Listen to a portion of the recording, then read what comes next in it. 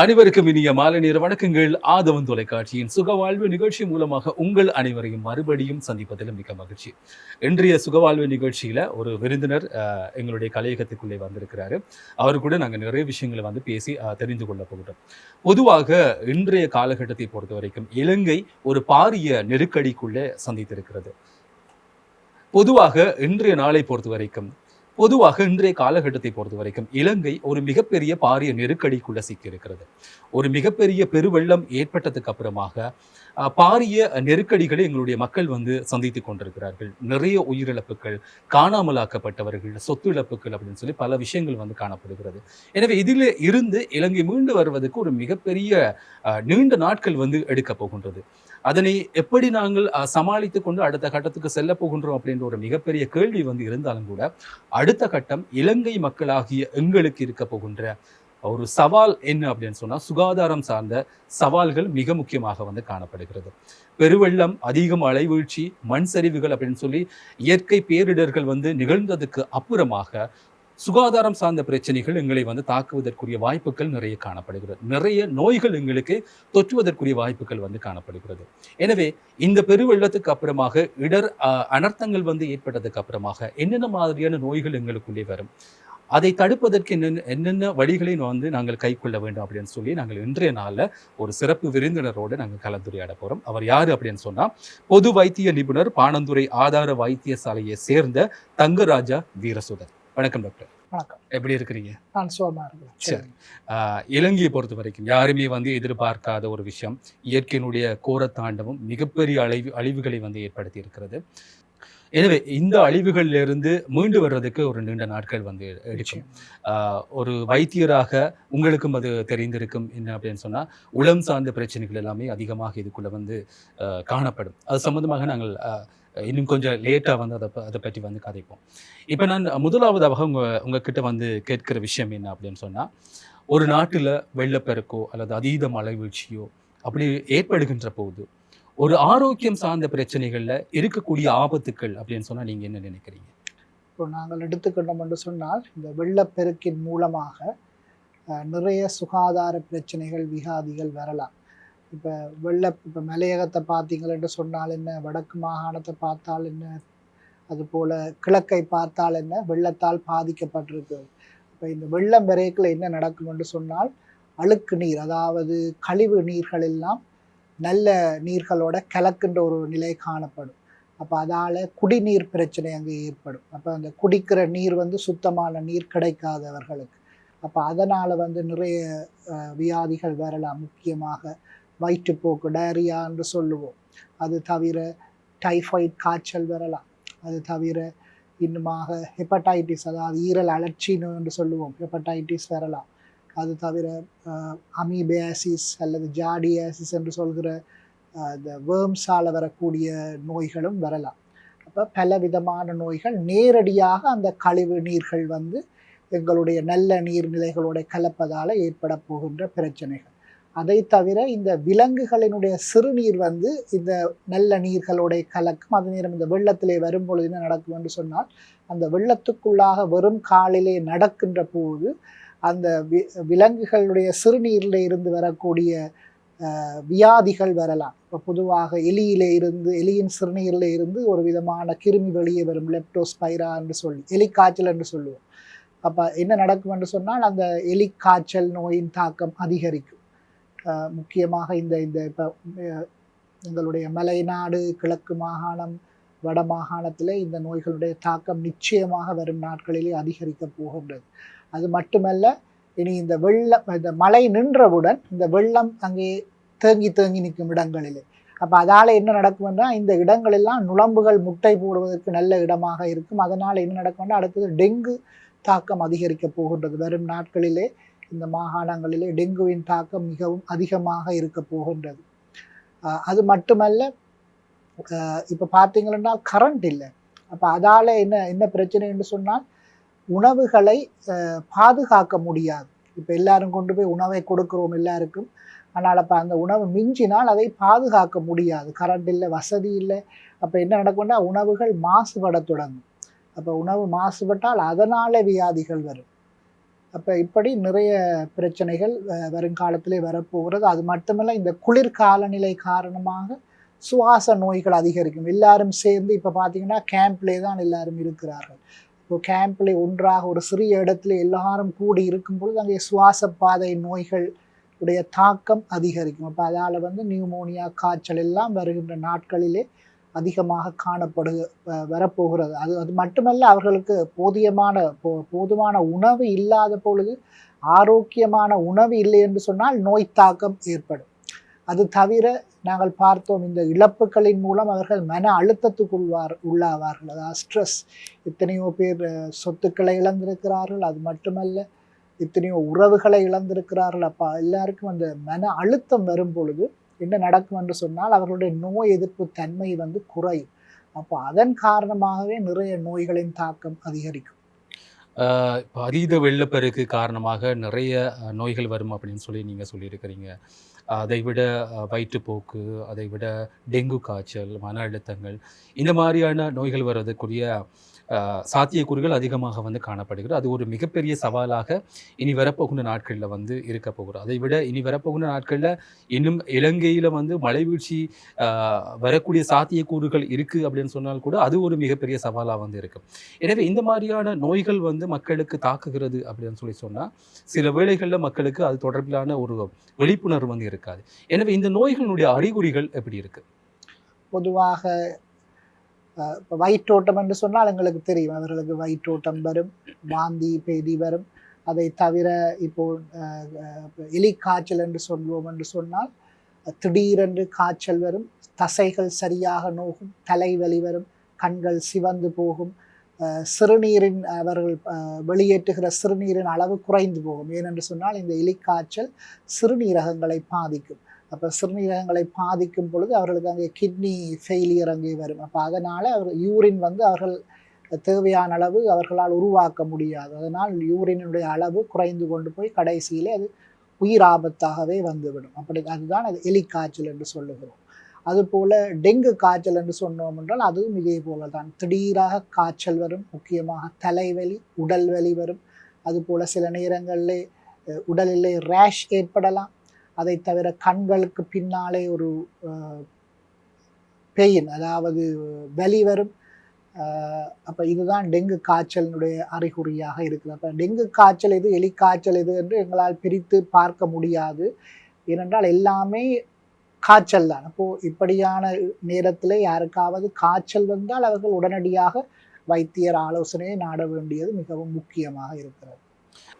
நான் அந்த எலிக்காய்ச்சலை பற்றி சொல்லி இருந்தேன். அப்போ முக்கியமாக இந்த கால்களிலே யாருக்காவது புண்ணோடு இந்த வெள்ளத்தினால் பாதிக்கப்பட்டவர்கள், அவர்களுக்கு இந்த எலிக்காய்ச்சல் வராமல் தடுப்பதற்கு அதுக்குரிய தடுப்பு ஆன்டிபயோட்டிக்ஸ் இருக்கிறது. அப்போ அது சுகாதார ஸ்தாபனத்தினால் அங்கே அவர்களுக்கு இலவசமாக கொடுக்கப்படுகிறது. அப்போ யாருக்காவது அப்படியான பாதிப்பு இருந்தால் அவர்கள் அருகே இருக்கிற சுகாதார ஊழியரை நாடி அந்த ஆன்டிபயோட்டிக்ஸை பெற்று அதை போட்டுக்கொள்ள வேண்டும். அது முக்கியமான ஒரு விஷயம். இப்போது இந்த மாதிரியான ஒரு இடர்நிலைகள் வருகின்ற நேரத்தில் ஆரம்பத்தில் நீங்கள் சொன்ன மாதிரி மக்கள் அனைவரும் ஒரே இடத்துல தங்க வைக்கப்பட்டு அவர்களுக்குரிய அடிப்படை வசதிகள் செய்து கொடுக்கப்படுகின்ற நேரத்தில், அவர்களுக்கு மருத்துவம் சார்ந்த உதவிகளை செய்து கொடுக்குற நேரத்தில் ஒரு வைத்தியராக அல்லது சுகாதார பணியாளர்களால் அவங்களுக்கு இருக்கக்கூடிய சவால்கள் அப்படின்னு சொன்னால் என்ன?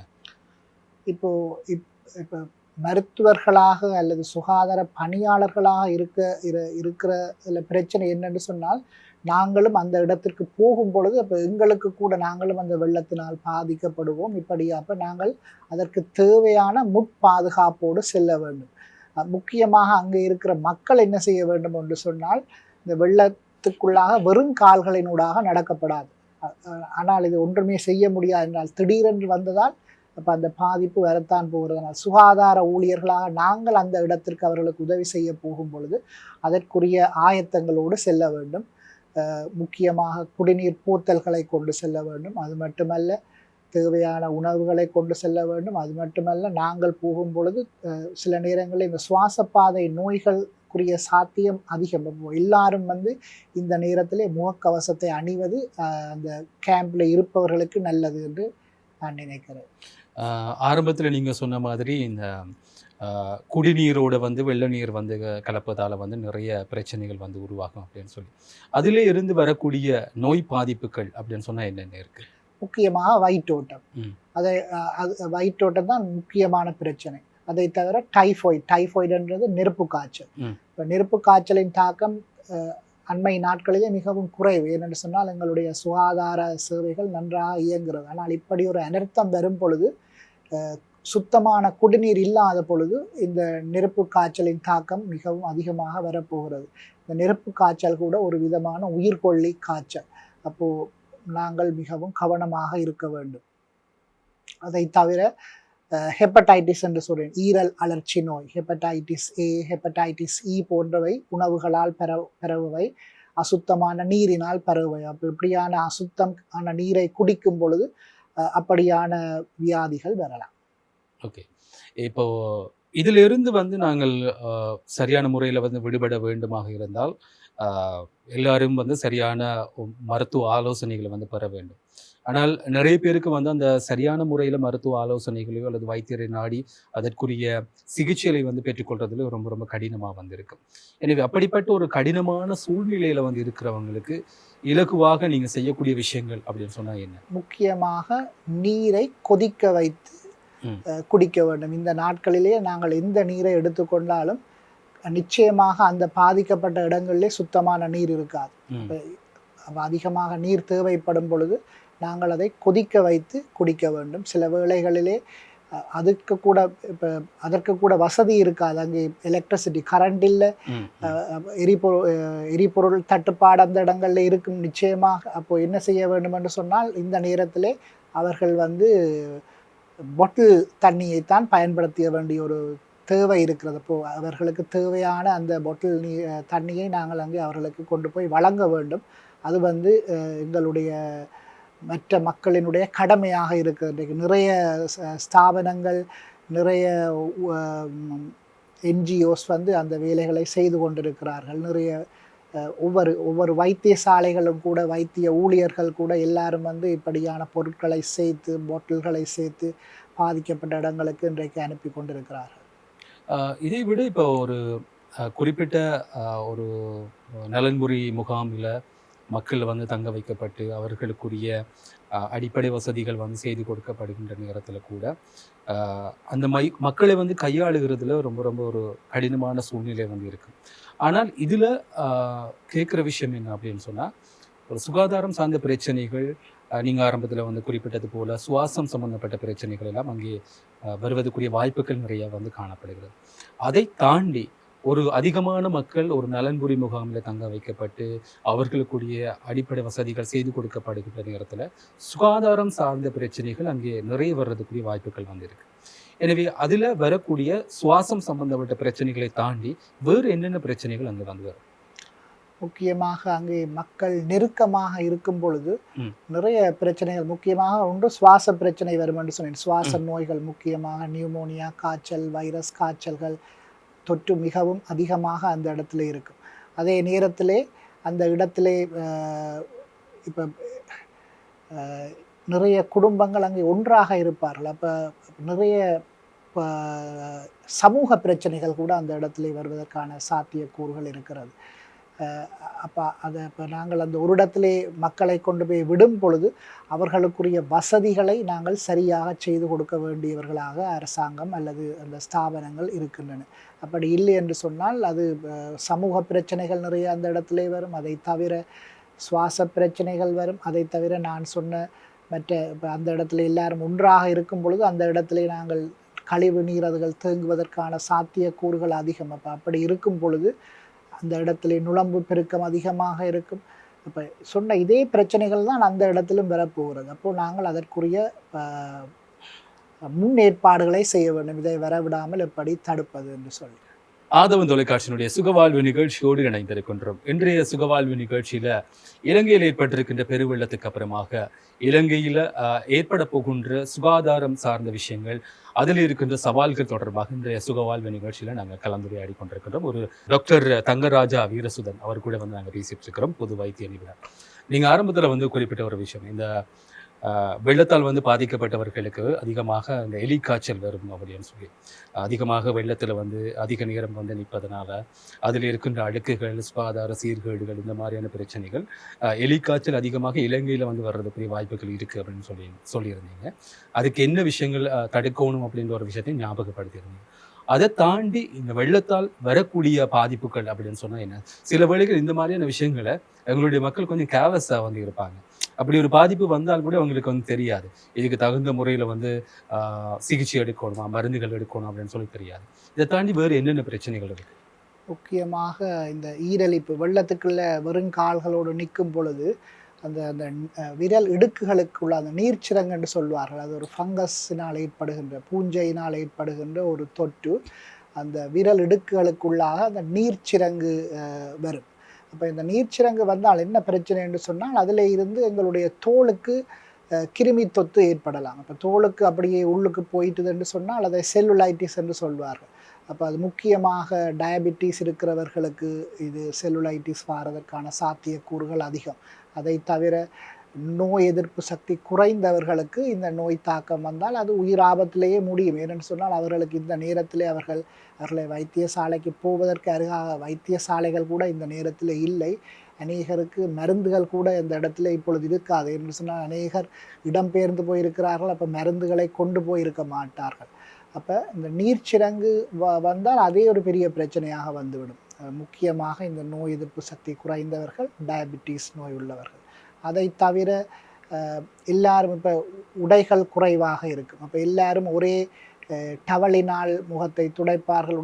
உடலை துடைக்கும் பொழுது ஈரலிப்பான இடத்துல இருக்கும் பொழுது அதே நேரத்திலே அவர்கள் போட்டிருக்கிற உடைகள் வந்து ஈரலிப்பாக இருந்தால் உடலிலே கூட இந்த ஃபங்கஸ் கடிகள் ஏற்படும். இப்போ இந்த வட்டக்கடி போன்ற நோய்கள் உடல் தாக்கம் அதிகரிக்கும். ஸ்கேபீஸ் நோய்கள் அதிகரிக்கும். அப்போது தோல் சம்பந்தமான நோய்களும் இந்த நாட்களிலே வருகின்ற நாட்களிலே அதிகரிப்பதற்கான வாய்ப்புகள் இருக்கிறது. அப்போ அதை கூட நாங்கள் கொஞ்சம் கவனம் செலுத்த வேண்டும். அவற்றை எப்படி தடுக்க வேண்டும் என்பது. இதை தவிர இப்போ சில வேளைகளில் இப்போ அநேகருக்கு கால்களிலே புண்கள் இருக்கும். அப்போ அப்படியானவர்கள் கூட இந்த அசுத்த நீரிலே நடக்கும் பொழுது அவர்களுக்கு கிருமி தொத்து நேரடியாக தோள்களுக்கு சென்று இரத்தத்துக்கு செல்வதற்கான சாத்தியக்கூறுகள் இருக்கிறது. அப்போ அவர்களுக்கும் செல்லுலைட்டிஸ் போன்ற நோய்கள் வந்து உயிராபத்தை ஏற்படுத்தலாம். அப்போ இப்படியான நோய்களும் தோல் சம்பந்தமான நோய்கள் அதிகரிக்கக்கூடிய சாத்தியக்கூறுகள் இருக்கிறது. ஆரம்பத்திலேருந்து நீங்கள் சொன்ன நோய் நிலைமைகள் அப்படின்னு சொல்லி நிறைய வந்து இருக்குது. இப்போ குடிநீருக்குள்ள வெள்ள நீர் வந்து கலக்கின்ற நேரத்தில் வந்து வயிற்றுப்போக்கு, வாந்தி பேதி அந்த மாதிரியான நோய்கள் வரும். நுளம்புகள் அதிகமாக பெறுவதற்குரிய வாய்ப்புகள் வந்து காணப்படும். அதிலே மிக முக்கியமாக டெங்கு வந்து வருவதற்குரிய வாய்ப்புகள் வந்து காணப்படும். எலிக்காய்ச்சல் வருவதற்குரிய வாய்ப்புகள் அதிகமாக இருக்கிறது. இப்போது வந்து நீங்கள் சொன்ன மாதிரி ஃபங்கல் இன்ஃபெக்ஷன் வந்து வர்றதுக்குரிய நிறைய வாய்ப்புகள் வந்து இருக்குது. எனவே இந்த மாதிரியான நோய் நிலைமைகள் இந்த வெள்ளப்பெருக்கால வந்து ஒரு அபாயகரமாக எங்களை வந்து தாக்குவதற்குரிய வாய்ப்புகள் வந்து இருக்கிற நேரத்தில் அடுத்த கட்டமாக நாங்கள் யோசிக்க வேண்டிய விஷயம் என்ன அப்படின்னு சொன்னால், இது எல்லாத்தையும் தவிர்க்கிறதுக்கு இந்த மாதிரியான நோய் நிலைமைகள் எங்களுக்கு வந்து வராமல் இருக்கிறதுக்கு நிறைய விஷயங்களை வந்து நாங்கள் யோசிப்போம். ஆனால் இப்போ இருக்கிற காலகட்டத்தை பொறுத்த வரைக்கும் மக்களை பொறுத்த வரைக்கும் அவங்க அதை யோசிக்கிறதுக்கு டைம் இருக்காது. இந்த மாதிரியான விஷயங்களை நாங்கள் யோசித்து பண்ணுறதுக்கு வந்து அவங்களுக்கு வந்து அந்த அந்த டைம் வந்து இருக்காது. எனவே இந்த மாதிரியான நோய் நிலைமைகளிலிருந்து எங்களை வந்து காப்பாற்றி கொள்ளணும் அப்படின்னு சொன்னால் சில தவிர்க்கப்பட வேண்டிய விடயங்கள் வந்து இருக்குது. இந்த மாதிரியான ஆபத்துக்கள் வந்து நாங்கள் எங்களை காப்பாற்றி கொள்றதுக்கு என்னென்ன மாதிரியான விஷயங்களை வந்து கை கொள்ளலாம்? முக்கியமாக வெள்ளத்துக்குள் வெறும் கால்களோடு செல்லக்கூடாது. அதற்கு வேண்டிய பூட்ஸை அணிந்து கொண்டு வெள்ளத்துக்குள் செல்ல வேண்டும். குழந்தைகளை முக்கியமாக இப்படியான வெள்ளத்துக்குள் விளையாடுவதற்கு அனுமதிக்கக்கூடாது. அடுத்தது முக்கியமாக இவர்களுக்கு உரிய அந்த ஆடைகள். ஏனென்று சொன்னால் இப்போ அவர்கள் நல்ல உடைகளை எடுத்துக்கொண்டு வந்திருக்க மாட்டார்கள். அப்போ அவர்கள் கேம்பில் இருக்கும் பொழுது அவர்களுக்கு வேண்டிய உடுப்புகளை நாங்கள் கொடுக்க வேண்டும். ஏனென்று சொன்னால் ஈரலிப்பான உடுப்புகளோடு இருந்தால் இப்படியான ஃபங்கஸ் தொற்றுகள் ஏற்படும் என்று நான் முதலே சொல்லியிருந்தேன். அப்போ தேவையான உடைகள் அவர்களுக்கு நாங்கள் கொடுக்க வேண்டியவர்களாக இருக்கிறோம். அதே நேரத்திலே தற்சமயம் வெள்ளத்துக்குள்ளே போய்விட்டு வந்தால் உடனடியாக சோப்பை போட்டு கைகாலை கழுவ வேண்டும், குளிக்கவே வேண்டும். சோப்பை போட்டு குளித்துவிட்டு உலர்ந்த ஆடைகளை அணிந்து கொள்ள வேண்டும். அப்போ இப்படியான பாதுகாப்பு முறைகளை அவர்கள் செய்ய வேண்டும். இந்த மாதிரியான உடல் நலம் சார்ந்த பிரச்சனைகள் வந்து மக்களுக்கு அதிகமாக வந்து வரும் அப்படின்னு சொல்லி தெரியும். இதற்குரிய முன்னேற்பாடுகள் எல்லாமே வந்து இருக்கு. இலங்கையை பொறுத்த வரைக்கும் தகுந்த மருத்துவ வசதிகளை வந்து செய்து கொடுப்பதற்கு நிறைய மருத்துவ பணியாளர்களும் வைத்தியர்களும் வந்து தயாராக இருக்கிறார்கள். வெளிநாடுகளில் இருந்து கூட மருத்துவ உதவிகள் எல்லாம் இலங்கைக்கு வந்து கிடைக்கப்பட்டிருக்கிறது. எனவே இந்த மாதிரியான ஒரு ஆபத்தான சூழ்நிலை, அதை விட ஒரு சவாலான சூழ்நிலையை வந்து கைக்கொள்வதற்கும் அதை வந்து சரியான முறையில் கையாளுவதற்கும் இலங்கை அரசு தயாராக இருக்கிறது அப்படின்னு சொல்லி ஒரு பக்கம் வச்சு கொண்டாலும் கூட இந்த வெள்ள அனர்த்தம் இந்த பிரச்சனைக்கு அப்புறமாக மக்களுக்கு ஏற்பட போகின்ற மிக முக்கியமான பாதிப்பு உளநலம் சார்ந்த பிரச்சனை, மன பிரச்சனை வந்து நிறைய பாதிப்பை வந்து உருவாக்கும். என்ற உறவுகளை வந்து இழந்திருப்பார்கள். சிறுக சிறுக சேமித்து வைத்து அவர்களுடைய சொத்துக்கள் வந்து இழக்கப்பட்டிருக்கும். எனவே இதிலிருந்து அவங்க மீண்டு வர்றதுக்கு ஒரு மிக நீண்ட காலம் வந்து எடுக்கும். எனவே அப்படி உளநலம் சார்ந்த பிரச்சனைகள் இருந்து அவங்களுக்கு வந்து அவங்களை அதிலிருந்து நாங்கள் ஆற்றுப்படுத்த வேண்டுமாக இருந்தால் என்னென்ன மாதிரியான வழிமுறைகளை கையாள வேண்டும்? முக்கியமாக இப்படியான பாதிக்கப்பட்டவர்களை தனிமையாக விடக்கூடாது. ஏனென்று சொன்னால் அவர்கள் உறவுகளை இழந்திருக்கிறார்கள், சொத்துக்களை இழந்திருக்கிறார்கள். அப்போ இதெல்லாம் ஒரு டிப்ரெஷன் வரும். சிலருக்கு இந்த நேரத்திலே தற்கொலை செய்து கொள்ளலாமா என்று கூட அப்படியான உணர்வுகள் கூட வரலாம். எத்தனையோ பெற்றார்கள் பிள்ளைகளை இழந்திருப்பார்கள், பிள்ளைகள் பெற்றாரை இழந்திருக்கிறார்கள், உறவுகளை இழந்திருக்கிறார்கள். அப்போது இது எல்லாம் ஒரு பெரிய ஒரு மன அழுத்தத்தை அவர்களுக்கு அங்கே கொண்டு வரப்போகிறது. அப்போ அவர்களை முக்கியமாக தனிமையாக வைக்கக்கூடாது. அவர்களுக்கு முக்கியமாக மருத்துவ ஆலோசனையை நாங்கள் ஏற்ற நேரத்திலே வழங்க வேண்டியவர்களாக இருக்கிறோம். அதற்குரிய குழுக்களாக அவர்களை வைத்து அவர்களை ட்ரீட் பண்ண வேண்டிய கடமை எங்களுக்கு இருக்கிறது. அப்போ அதை எங்களுடைய அரசாங்கம் இப்பொழுது அதற்குரிய ஆயத்தங்களை எல்லாம் அவர்கள் செய்து கொண்டிருக்கிறார்கள். அது சரியாக நடக்கும் என்று நான் நினைக்கிறேன். இந்த உடல்நலம் சார்ந்த பிரச்சனைகள் அப்படின்னு சொன்னால் நீங்கள் வரையறுக்கக்கூடியது என்னென்ன இருக்குது? அதில் என்னென்ன மாதிரியான பிரச்சனைகள் வரும்? முக்கியமாக மன அழுத்தம், டிப்ரெஷன் என்று சொல்லுவோம். அதை தவிர இனி இதில் இழந்தவர்களுக்கு போஸ்ட் ட்ராமேட்டிக் ஸ்ட்ரெஸ் டிஸார்டர் என்று சொல்லுவோம். அதாவது ஒரு பெரிய ஒரு பாதிப்புக்கு பிறகு அவர்களுக்கு வருகின்ற மனத்தாக்கம். அது ரெண்டும் தான் முக்கியமான பிரச்சனைகளாக இருக்க போகிறது. அதை தவிர இந்த மன அழுத்தத்தின் காரணமாக தற்கொலைகளின் எண்ணிக்கை அதிகரிக்கலாம். அப்போ அதை கூட தடுப்பதற்கு நாங்கள் ஆயத்தமாக இருக்க வேண்டும். எனவே நீங்கள் சொன்ன மாதிரி நிறைய சவால்கள் எங்களுக்கு முன்னே வந்து காணப்படுகிறது. உடல்நலம் சார்ந்த பிரச்சனைகள், மனநலம் சார்ந்த பிரச்சனைகள் எல்லாமே வந்து இந்த பெருவெள்ளத்துக்கு அப்புறமாக மிக முக்கியமான ஒரு பிரச்சனைகளாக எங்களுக்குள்ள வந்து உருவாகி இருக்கிறது. எனவே இதனை சமாளிக்கிறதுக்கும் இதை சரியான முறையில் வந்து கையாளுவதற்கும் அதுக்கு ஒரு மன தைரியம் வந்து வேண்டும். அதை விட மிக முக்கியமாக மக்களுக்கு ஒரு நல்ல விழிப்புணர்வு வந்து வேணும். ஆரம்பத்தில் நீங்கள் சொன்ன நோய்கள் அது எல்லாம் எப்படி வந்து பரவுகிறது, அதை வந்து தவிர்க்கிறதுக்கு நாங்கள் என்னென்ன விஷயங்கள் செய்ய வேண்டும் அப்படின்னு சொல்லி நிறைய மக்களுக்கு வந்து அதை தெரிந்து கொள்வதற்குரிய வாய்ப்புகள் வந்து இருக்காது. ஆரம்பத்தில் நீங்கள் சொன்ன மாதிரி எலி காய்ச்சல் எது, டெங்கு காய்ச்சல் எது அப்படின்னு சொல்லி புரிந்து கொள்ள முடியாத அளவுக்கு சூழ்நிலைகள் வந்து காணப்படும். எல்லாவற்றையும் வந்து காய்ச்சல் அப்படின்னு சொல்லி யோசித்து பார்க்கக்கூடிய தன்மை வந்து நிறைய மக்களுக்கு வந்து இருக்குது. எனவே இந்த மாதிரியான நேரத்தில் இந்த பெருவெள்ளம் ஏற்பட்டு அது கொடுத்த தாக்கத்துக்கு அப்புறமாக வரக்கூடிய நோய்கள் இருந்து மக்கள் வந்து பாதுகாப்பாக இருக்க வேண்டும் அப்படின்னு சொன்னால் தகுந்த நேரத்தில் மருத்துவரை நாடி உங்களுக்குரிய சிகிச்சைகளை வந்து பெற்றுக்கொள்ள வேண்டும். அதுதான் உண்மையான நிலைப்பாடும் கூட. எனவே இன்றைய நாளில் எங்களுடைய சுகவாழ்வு நிகழ்ச்சிக்குள்ள இந்த இலங்கையில் ஏற்பட்ட பெரு அனர்த்தத்துக்கு பின்னர் வரக்கூடிய ஆரோக்கியம் சார்ந்த பிரச்சனைகள் தொடர்பாக இன்றைய நாளில் நாங்கள் கலந்துரையாடி இருந்தோம். எனவே இன்றைய நாளில் எங்களுடைய நிகழ்ச்சிக்கு வருகை தந்து அது சம்பந்தப்பட்ட விடயங்களை எங்களோட பகிர்ந்து கொண்டமைக்கு மிக்க நன்றி. தேங்க்யூ. ஆதவன் தொலைக்காட்சியினுடைய சுகவாழ்வு நிகழ்ச்சியோடு இணைந்திருக்கின்றோம். இன்றைய சுகவாழ்வு நிகழ்ச்சியில இலங்கையில் ஏற்பட்டிருக்கின்ற பெருவெள்ளத்துக்கு அப்புறமாக உருவாக்கி இருக்கின்ற ஆரோக்கியம் சார்ந்த பிரச்சனைகள் தொடர்பாக இன்றைய நாளில் நாங்கள் கலந்துரையாடி இருந்தோம். பொது வைத்திய நிபுணர் பாணந்துறை ஆதார வைத்தியசாலையைச் சேர்ந்த தங்கராஜா வீரசுதன் இன்றைய நாளில் எங்களோட கலந்துரையாடி இருந்தார். எனவே அவருக்கு நாங்கள் நன்றிகளை தெரிவித்துக் கொண்டு மீண்டும் அடுத்த வாரம் சுகவாழ்வு நிகழ்ச்சியில் சந்திக்கும் வரை அன்பு வணக்கங்களோடு விடைபெற்றுக் கொள்கின்றேன். நன்றி, வணக்கம்.